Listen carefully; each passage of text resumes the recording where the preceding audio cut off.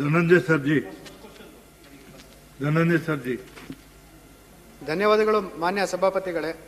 ನನ್ನ ಚುಕ್ಕೆ ಗುರುತಿನ ಸಂಖ್ಯೆ 334 ಮಾನ್ಯ ಗೃಹ ಸಚಿವರಿಗೆ. ಮಾನ್ಯ ಸಭಾಪತಿಗಳೇ, ಉತ್ತರಗಳನ್ನು ಒದಗಿಸಲಾಗಿದೆ. ಈ ದುಶ್ಚಟಗಳಲ್ಲಿ ಸಭಾಪತಿಗಳೇ, ಸಿಗರೇಟು ಬೀಡಿ ಮನುಷ್ಯನ ಬಲಿ ತಗೊಳುತ್ತೆ, ಮದ್ಯಪಾನ ಕುಟುಂಬವನ್ನು ಬಲಿ ತಗೊಳುತ್ತೆ, ಮಾದಕ ವಸ್ತು ಮನುಷ್ಯನನ್ನು ಬಲಿ ತಗೊಳುತ್ತೆ, ಕುಟುಂಬವನ್ನು ಬಲಿ ತಗೊಳುತ್ತೆ, ಸಮಾಜವನ್ನು ಬಲಿ ತಗೊಳುತ್ತೆ. ನಮ್ಮ ದೇಶದಲ್ಲಿ ಕೆನಬಿಸ್ ಮತ್ತು ಓಪಿಯಾಯ್ಡು ಆಲ್ಮೋಸ್ಟ್ 3 ಕೋಟಿ ವ್ಯಸನಿಗಳಿದೆ ಅಂತ ಉಲ್ಲೇಖ ಇದೆ. ಬಹಳ ಆಶ್ಚರ್ಯದ ಸಂಗತಿ ಏನಂತಂದರೆ, ಈ death due to drug over ಡೋಸೇಜಲ್ಲಿ ಆಲ್ಮೋಸ್ಟ್ 8,000 ಜನರು ತೀರ್ಕೊಂಡಿದ್ದಾರೆ. ಅದರೊಳಗಡೆ 2017ರಲ್ಲಿ 81 ಜನ ಕರ್ನಾಟಕದಲ್ಲಿ, ಟೋಟಲ್ ಭಾರತ ದೇಶದಲ್ಲಿ 738 ಜನ ಸತ್ತರಲ್ಲಿ 81 ಜನ. 2020ರಲ್ಲಿ 864 ಜನ ಸತ್ತರೆ ಅದರಲ್ಲಿ 91 ಜನ. ಅದೇ ಥರ 2019ರಲ್ಲಿ 684 ಜನದಲ್ಲಿ 67 ಜನ. ಅಂದರೆ ಕರ್ನಾಟಕ 2ನೇ ಪ್ಲೇಸಲ್ಲಿ ಇದೆ ಇಡೀ ದೇಶದಲ್ಲಿ ಸತ್ತವರ ಸಂಖ್ಯೆ ಡ್ರಗ್ ಓವರ್ ಡೋಸೇಜಲ್ಲಿ. ಇದಕ್ಕೆ 20, 21, 22 ಮಾಹಿತಿ ಸಿಕ್ಕಿಲ್ಲ. ಇದಕ್ಕೆ ತಡೆಗಟ್ಟೋದಕ್ಕೆ ಏನು ಕ್ರಮ ತಗೊಂಡಿದ್ದಾರೆ, ಅಂದರೆ ಏನಾಗಿದೆ ನಮ್ಮ ಗೃಹ ಇಲಾಖೆ ಅನ್ನೋದ್ರ ಬಗ್ಗೆ ಯೋಚನೆ ಬಂದಿದೆ. ಮಾನ್ಯ ಸಭಾಪತಿಗಳೇ, ಈ ಡ್ರಗ್ಸ್ ಮೆನೇಸ್ ಏನಿದೆ ಇದು ಇಡೀ ದೇಶದಲ್ಲಿದೆ ಮತ್ತು ನಮ್ಮ ರಾಜ್ಯದಲ್ಲೂ ಕೂಡ ಭಾಳ ಹೆಚ್ಚಿನ ಸಂಖ್ಯೆಯಲ್ಲೇ ಇದೆ ಅಂತೇಳಿ ನಾನು ಈಗಾಗಲೇ ಅನೇಕ ಸಂದರ್ಭದಲ್ಲಿ ಇದರ ಬಗ್ಗೆ ಮಾತನಾಡಿದ್ದೇವೆ. ಕರ್ನಾಟಕದಲ್ಲಿ ನಮ್ಮ ಸರ್ಕಾರ ಬಂದ ಮೇಲೆ ಮಾನ್ಯ ಮುಖ್ಯಮಂತ್ರಿಗಳೇ ಘೋಷಣೆ ಮಾಡಿದರು, ಈ ಒಂದು ಮದ್ಯ ವ್ಯಸನಿಗಳ ಮತ್ತು ಈ ಡ್ರಗ್ಸ್ಗಳ ವಿರೋಧವಾಗಿ ನಾವು ಕ್ರಮ ತಗೊಳ್ತೇವೆ, ಕರ್ನಾಟಕವನ್ನು ಡ್ರಗ್ಸ್ ಫ್ರೀ ಕರ್ನಾಟಕ ಮಾಡುತ್ತೇವೆ ಅಂತೇಳಿ ಒಂದು ಘೋಷಣೆಯನ್ನು ಕೂಡ ನಾವು ಮಾಡಿಕೊಂಡಿದ್ದೇವೆ. ನಾನು ಅವರು ಕಾಲೇಜು ವಿದ್ಯಾರ್ಥಿಗಳ ಬಗ್ಗೆ ಪರ್ಟಿಕ್ಯುಲರ್ ಆಗಿ ಪ್ರಶ್ನೆಗಳನ್ನು ಕೇಳಿದ್ದಾರೆ. ಎಷ್ಟು ಮಾದಕ ವ್ಯಸನಿಗಳಿರುವುದು ಸರ್ಕಾರದ ಗಮನಕ್ಕೆ ಬಂದಿದೆಯೇ, ದಾಖಲಾಗಿರುವ ಪ್ರಕರಣಗಳೆಷ್ಟು, ಎಷ್ಟು ಪ್ರಕರಣಗಳಲ್ಲಿ ಶಿಕ್ಷೆ ಆಗಿದೆ ಅನ್ನೋದನ್ನು ಕೇಳಿದ್ದಾರೆ. 3 ವರ್ಷದ್ದು ಕೊಟ್ಟಿದ್ದೇನೆ, 2 ವರ್ಷ ಮತ್ತು ಇಲ್ಲಿಯವರೆಗೆ 2024ರಲ್ಲಿ ಏನಾಗಿದೆ ಅಂತ ಹೇಳಿ ಕೊಟ್ಟಿದ್ದೇನೆ. ರಿಪೋರ್ಟ್ ಆಗಿರ್ತಕ್ಕಂಥದ್ದು ಮಾನ್ಯ ಸಭಾಪತಿಗಳೇ, 2022ರಲ್ಲಿ 6,406 ಪ್ರಕರಣಗಳು ಇಲ್ಲಿ ರಿಪೋರ್ಟ್ ಆಗಿದೆ. 2023ರಲ್ಲಿ 6,764 ರಿಪೋರ್ಟ್ ಆಗಿದೆ ಮತ್ತು ಇಲ್ಲಿಯವರೆಗೆ 24ರಲ್ಲಿ 1,791 ರಿಪೋರ್ಟ್ ಆಗಿದೆ. ನ್ಯಾಯಾಲಯಗಳಲ್ಲಿ ವಿಚಾರಣೆಯಲ್ಲಿರ್ತಕ್ಕಂಥ ಪ್ರಕರಣಗಳು 3,880, 2023ರಲ್ಲಿ 4,187, 2024ರಲ್ಲಿ ಇಲ್ಲಿವರೆಗೆ 884. ಶಿಕ್ಷೆ ಆಗಿರ್ತಕ್ಕಂಥ ಇದರಲ್ಲಿ ಏನು ವರದಿ ಆಗಿದೆ, ನ್ಯಾಯಾಲಯದಲ್ಲಿ ವಿಚಾರಣೆ ಆಗಿದೆ, ಅವುಗಳ ಜೊತೆಗೆ ಶಿಕ್ಷೆನ ಎಷ್ಟು ಜನರಿಗಾಗಿದೆ ಅಂತ 2022ರಲ್ಲಿ 2,365, 2023ರಲ್ಲಿ 2,280 ಮತ್ತು 2024ರಲ್ಲಿ ಜುಲೈ ಕೊನೆಯವರೆಗೆ 10ರವರೆಗೆ 189 ಜನರಿಗೆ ಶಿಕ್ಷೆ ಆಗಿದೆ.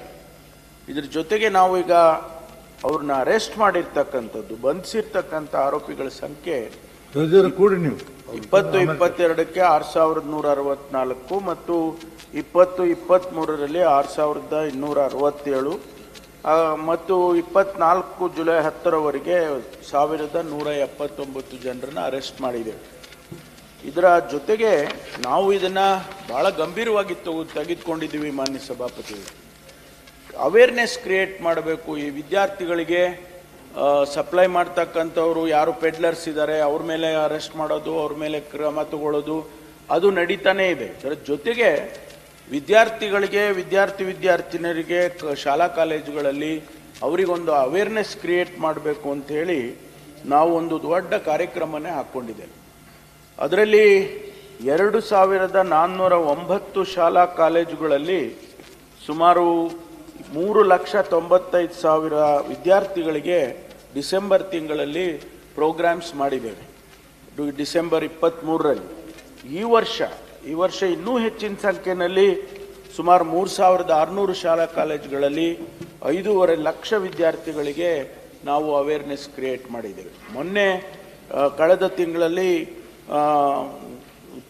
ಜೂನ್ನಲ್ಲಿ ಸುಮಾರು 4,000 ಶಾಲಾ ಕಾಲೇಜುಗಳ ವಿದ್ಯಾರ್ಥಿಗಳನ್ನ ಇಲ್ಲೇ ಬೆಂಗಳೂರಿನಲ್ಲೇ ನಾವು ಕಾರ್ಯಕ್ರಮ ಮಾಡಿದ್ವು. ಇಡೀ ರಾಜ್ಯದಲ್ಲಿ ಸುಮಾರು 5 ಲಕ್ಷ ವಿದ್ಯಾರ್ಥಿಗಳಿಗೆ ಅವೇರ್ನೆಸ್ ಪ್ರೋಗ್ರಾಮ್ ಕ್ರಿಯೇಟ್ ಮಾಡಿದ್ದೇವೆ. ನಮ್ಮ ಉದ್ದೇಶ ಏನು ಅಂತ ಹೇಳಿದ್ರೆ, ಯಾವ ಕಾರಣಕ್ಕೂ ಈ ವಿದ್ಯಾರ್ಥಿನಿಯರಿಗೆ ಒಂದು, ಅವರಿಗೆ ಈ ಡ್ರಗ್ಸ್ಗಳು ಸಿಗಬಾರ್ದು. ಎರಡನೇದು, ಅವರಿಗೆ ಒಂದು ಅವೇರ್ನೆಸ್ ಕ್ರಿಯೇಟ್ ಮಾಡಿದರೆ ಅವರು ತಗೊಳ್ಳೋದಕ್ಕೂ ಕೂಡ ಹಿಂಜರಿತಾರೆ ಅಥವಾ ತಗೊಳ್ಳೋದನ್ನ ನಿಲ್ಲಿಸ್ತಾರೆ ಅಂತಕ್ಕಂಥ ಒಂದು ಉದ್ದೇಶದಿಂದ ಮಾಡ್ತೇವೆ. ಮಾನ್ಯ ಸಭಾಪತಿಗಳೇ, ಆಶ್ಚರ್ಯ ಆಗ್ಬೋದು, ಸುಮಾರು 10 ಟನ್ನು ಗಾಂಜಾ ವರ್ಷಕ್ಕೆ ನಾವು ಸೂಟ್ ಹಾಕ್ತೇವೆ. ಅದು 250-400 kg ಅಷ್ಟು MDMA ಸಿಂಥೆಟಿಕ್ ಡ್ರಗ್ಸ್ ಬರುತ್ತೆ. ಆ ಸಿಂಥೆಟಿಕ್ ಡ್ರಗ್ಸ್ ಅನ್ನು ಕೂಡ ಸುಟ್ಟು ಹಾಕಿದ್ವಿ. ನಾನೇ ಮೊನ್ನೆ ಒಂದು ಕಾರ್ಯಕ್ರಮದಲ್ಲಿ ನಮ್ಮ ದಾಬಸ್ಪೇಟೆ ಹತ್ರ ಅಲ್ಲಿ ಇನ್ಸಿನರೇಟರ್ ಇದೆ, ಅಲ್ಲಿ ನಾನೇ ಹೋಗಿ ನನ್ನ ಕೈಲೇ ಆ ಮೂಟೆಗಳನ್ನೆಲ್ಲ ಬೆಂಕಿಗೆ ಹಾಕ್ಸಿದ್ರು. ಸುಮಾರು 150 ಕೋಟಿ ರೂಪಾಯಿಯಷ್ಟು ಡ್ರಗ್ಸ್ ಅನ್ನ ಮೊನ್ನೆ ಸುಟ್ಟು ಹಾಕಿದ್ದೇವೆ. ನಿರಂತರವಾದ ಹೋರಾಟ ಇದು ನಮಗೆ. ಯಾಕೆ ಅಂತ ಹೇಳಿದ್ರೆ, ನಮ್ಮ ಯುವಕರು ಇದರಲ್ಲಿ ಸಿಕ್ಕಾಕೊಂಡು ಬಹಳ ಜನ ಇದರಲ್ಲಿ ನರಳ್ತಾ ಇದ್ದಾರೆ ಅನ್ನುವಂಥದ್ದು. ಇದರಲ್ಲಿ ಫಾರಿನ್ ಕಂಟ್ರಿಯಿಂದ ಬರ್ತಕ್ಕಂಥ ಅನೇಕ ಜನ ಸ್ಟೂಡೆಂಟ್ ವೀಸಾದಲ್ಲಿ ಬರ್ತಾರೆ. ಆ ಸ್ಟೂಡೆಂಟ್ ವೀಸಾದಲ್ಲಿ ಬಂದವರು ವೀಸಾ ಎಕ್ಸ್ಪೈರ್ ಆಗೋಗುತ್ತೆ, ಅವರಿಗೆ ಡಿಗ್ರಿ ಬೇಕಾಗಿಲ್ಲ, ಅವರು ಈ ದಂಧೆಗೆ ಇಳಿತಾರೆ. ಅಂಥವ್ರನ್ನು ಕೂಡ ನಾವು ಈಗಾಗಲೇ ಸುಮಾರು 150 ಜನ ವಿದೇಶಿಯರನ್ನ, ಫಾರಿನರ್ಸ್ನ, ಅವ್ರನ್ನ ಅರೆಸ್ಟ್ ಮಾಡಿ ಅವರ ದೇಶಗಳಿಗೆ ವಾಪಸ್ಸು ಕಳಿಸ್ತಕ್ಕಂಥ ಕೆಲಸವನ್ನು, ಡಿಪೋರ್ಟ್ ಮಾಡ್ತಕ್ಕಂಥ ಕೆಲಸನೂ ಕೂಡ ಮಾಡಿದ್ದೇವೆ. ಇದು ನಿರಂತರವಾಗಿ ಆಗುತ್ತೆ. ಯಾಕೆಂದರೆ ಒಂದು ವೇಳೆ ಅವರೆಲ್ಲರೂ ಇದರಲ್ಲಿ ಭಾಗವಹಿಸಿದ್ರೆ ಅವರೇ ಹೆಚ್ಚಿನ ಸಂಖ್ಯೆಯಲ್ಲಿ ಈ ಪೆಡ್ಲರ್ಸ್ ಅಂತ ಸರಬರಾಜು ಮಾಡ್ತಕ್ಕಂಥವ್ರು ಅಂತೇಳಿ ಅವ್ರ ಮೇಲೆ ನಿಗಾ ಇಟ್ಟಿದ್ದೇವೆ. ಅವ್ರು ಯಾರು ಇದರಲ್ಲಿ ಭಾಗಿಯಾಗ್ತಾರೆ ಅವ್ರ ಮೇಲೆ ಕಠಿಣವಾದ ಕ್ರಮ ತಗೊಂತೀವಿ. ಜೊತೆಗೆ ಇದಕ್ಕೆ ನಾವು ಇಲಾಖೆಯಲ್ಲಿ ಏನು ಮಾಡಿದ್ದೇವೆ ಅಂತ ಹೇಳಿದ್ರೆ, ಒಂದು ಅಡಿಷನಲ್ ಡೈರೆಕ್ಟರ್ ಜನರಲ್ನ ಒಂದು ವರ್ಟಿಕಲ್ ಕ್ರಿಯೇಟ್ ಮಾಡಿ ನಾವು ಇದ್ರ ಬಗ್ಗೆ ಭಾಳ ಗಂಭೀರವಾಗಿ ಕ್ರಮವನ್ನು ತಗೊಳ್ಳೋದಕ್ಕೆ ಪೊಲೀಸ್ ಇಲಾಖೆಯಲ್ಲಿ ಮಾಡಿದ್ದೇವೆ. ಈಗಾಗಲೇ ನಾವು 43 ಸೆನ್ ಪೊಲೀಸ್ ಸ್ಟೇಷನ್ಸ್ ಮಾಡಿದ್ದೇವೆ. ಮೊದಲು ಒಂದೇ ಒಂದು ಪೊಲೀಸ್ ಸ್ಟೇಷನ್ನು ಇತ್ತು ನಮಗೆ ಬೆಂಗಳೂರು ಸಿಟಿಯಲ್ಲಿ. ಈಗ ಜಿಲ್ಲೆನಲ್ಲಿ ಒಂದೊಂದು ಪೊಲೀಸ್ ಸ್ಟೇಷನ್ ಇದಕ್ಕಾಗಿ ಮಾಡಿದ್ದೇವೆ, ಸೆನ್ ಪೊಲೀಸ್ ಸ್ಟೇಷನ್ ಅಂತೇಳಿ. ಇದಕ್ಕಾಗಿ ಸೈಬರು ಮತ್ತು ನಾರ್ಕೋಟಿಕ್ ಡ್ರಗ್ಸು ಇದಕ್ಕೆ ಕಂಬೈನ್ಡ್ ಆಗಿ ಒಂದು ಸೆನ್ ಪೊಲೀಸ್ ಸ್ಟೇಷನ್ ಅಂತೇಳಿ ಪ್ರತ್ಯೇಕವಾಗಿ ಕೇಸಸ್ಸನ್ನು ರಿಜಿಸ್ಟರ್ ಮಾಡೋದಕ್ಕೆ ನಾವು ಇದನ್ನು ಮಾಡಿದ್ದೇವೆ. ಹಾಗಾಗಿ ನಾವು we have declared a war against this drug menace. ಅದರಿಂದ ಮಾನ್ಯ ಸದಸ್ಯರು ಡಾಕ್ಟ್ರು, ಮೆಡಿಕಲ್ ಡಾಕ್ಟರ್ ಅಲ್ಲ, ಅದರಿಂದ ಅವರಿಗೆ ಗಂಭೀರವಾಗಿ ಅವ್ರಿಗೆ ಗೊತ್ತಿದೆ, ಅವ್ರಿಗೆ ಇದರ ಎಫೆಕ್ಟ್ ಏನು ಅಂತೇಳಿ ಗೊತ್ತಿದೆ. ಅದಕ್ಕೋಸ್ಕರ ಆ ಮಣಿಪಾಲ್ನಲ್ಲಿ ಓದ್ದವರು ಆದರೆ ಹೊಸದಾಗಿ ಈಗ ತಾನೇ ಬಂದಿದ್ದಾರೆ ನಮ್ಮ ಸಭೆಗೆ. ಭಾಳ ಒಳ್ಳೆಯದು. ಡಾಕ್ಟ್ರ್ ಇದ್ದರೆ, ನಾನು ಮೆಡಿಕಲ್ ಡಾಕ್ಟ್ರ್ ಅಲ್ಲ, ನಾನು PhD ಡಾಕ್ಟ್ರು. ಅದರಿಂದ ನಿಮಗೆ ಇನ್ನೂ ಹೆಚ್ಚು ಚೆನ್ನಾಗಿ ಗೊತ್ತಾಗಿರುತ್ತೆ. ಅದರಿಂದ ಅದು ಬಹುಶಃ ಈ ಉತ್ತರ ಅವ್ರಿಗೆ ಸಮಂಜಸವಾಗಿ ಇದೆ ಅಂತೇಳಿ ಭಾವಿಸ್ಕೊಳ್ತೇವೆ. ಮಾನ್ಯ ಸಭಾಪತಿಗಳೇ, ಮಾನ್ಯ ಸಚಿವರು ಉಲ್ಲೇಖ ಮಾಡ್ದಂಗೆ ಅವರು ನನಗೆ ಡೆತ್ ಬಗ್ಗೆ ನಾನು ಹೇಳಿದೆ. ಕರ್ನಾಟಕ ರಾಜ್ಯ ಇಡೀ ದೇಶದಲ್ಲಿ 2ನೇ ಪೊಸಿಷನ್ ಇದೆ ಯಾವುದು ಡ್ರಗ್ ಓವರ್ ಡೋಸೇಜ್ ಡೆತ್ ಅಲ್ಲಿ. ಅದಕ್ಕೆ ಕ್ರಮ ಏನು ತಗೊಂಡಿದ್ದೀವಿ ಅಂತ ಹೇಳಿದ್ರು ಕೂಡ, ಬಟ್ ಅಷ್ಟು ಸೆಕೆಂಡ್ ಪ್ಲೇಸಲ್ಲಿ ಇರೋದು ಒಳ್ಳೆಯ ಅಲ್ಲ ಅಂತ ನನಗೆ ಭಾವನೆ. ಎರಡನೇದು, ಪೊಲೀಸ್ ಇಲಾಖೆ ಬಹಳ ಶ್ರಮಪಟ್ಟು ಕೆಲಸ ಮಾಡ್ತಿದೆ ಅಂತ ಹೇಳಿದರು. ಮೊನ್ನೆ 27ನೇ ತಾರೀಕು ಬಂದಿದೆ ಡ್ರಗ್ಸ್ ಅಮಲು, 2 ಹಣಕ್ಕಾಗಿ ಕೊಲೆ. ಅದೇ ರೀತಿ ಮತ್ತೆ 22ನೇ ತಾರೀಕು ಬಂದಿದೆ rave party, 50 lakh rave party, 500 ರೂಪಾಯಿ ನೋಟಲ್ಲಿ ಕ್ಯಾನಬಿಸ್ನ ಇನ್ಹೇಲ್ ಮಾಡಿದ್ದಾರೆ ಅಂತ ಈ ರೀತಿ ನಡೀತಾ ಇದೆ. ಅಂದ್ರೆ ಈ ಮಟ್ಟಕ್ಕೆ ನಮ್ಮ ರಾಜ್ಯದಲ್ಲಿ ಈ ಡ್ರಗ್ ವ್ಯಸನೀಕರಣ ಇಷ್ಟೊಂದು ಆಗ್ತಾ ಇದೆ. ಯಾವ PHCಗಳಲ್ಲಿ ಮತ್ತೆ CHCಗಳಲ್ಲಿ ಟೆಸ್ಟಿಂಗ್ ಕಿಟ್ಸ್ ಅನ್ನ ಇಡಬೇಕು ಅಂತ ಮಾನ್ಯ ಸಚಿವರಿಗೆ ನಾನು ರಿಕ್ವೆಸ್ಟ್ ಮಾಡ್ತೇನೆ. ಜೊತೆಗೆ ಇನ್ನೊಂದು ವಿಶೇಷವಾಗಿ ಕೊರಿಯರ್ ಮುಖಾಂತರ ಕೂಡ ಡ್ರಗ್ಸ್ ಬರ್ತಾ ಇದೆ, ಡಾರ್ಕ್ ವೆಬ್ಸೈಟ್ ಅಂತ ಹೇಳಿ. ಅಲ್ಲಿಂದ ಅದು ಹೇಗೆ ಬರುತ್ತೋ, ಅದು ಹೆಂಗೆ ಕನೆಕ್ಟ್ ಆಗುತ್ತೋ ಗೊತ್ತಿಲ್ಲ. ನಾವೆಲ್ಲ ಹೇಳ್ತೀವಿ ಪ್ಲಾಸ್ಟಿಕ್ ಯೂಸ್ ಮಾಡಬಾರ್ದು, ಪ್ಲಾಸ್ಟಿಕ್ ಬ್ಯಾನ್ ಮಾಡಬೇಕು, ಯೂಸ್ ಮಾಡಬಾರ್ದು ಅಂತ. ಬಟ್ ಆದರೆ ಪ್ಲಾಸ್ಟಿಕ್ಕನ್ನು ಬ್ಯಾನ್ ಮಾಡೋದಲ್ಲೇ ಪ್ಲಾಸ್ಟಿಕ್ ಯುಟಿಲೈಸೇಷನ್ ಆಗಲ್ಲ. ಇದು ದಯವಿಟ್ಟು ಇದೊಂದು ಗಮನ ಬರೆಸಬೇಕು. ಮತ್ತು ಡಾರ್ಕ್ ವೆಬ್ಸೈಟ್ ಬಗ್ಗೆ ನನಗೆ ಮಾಹಿತಿ ಬೇಕಾಗ್ತದೆ.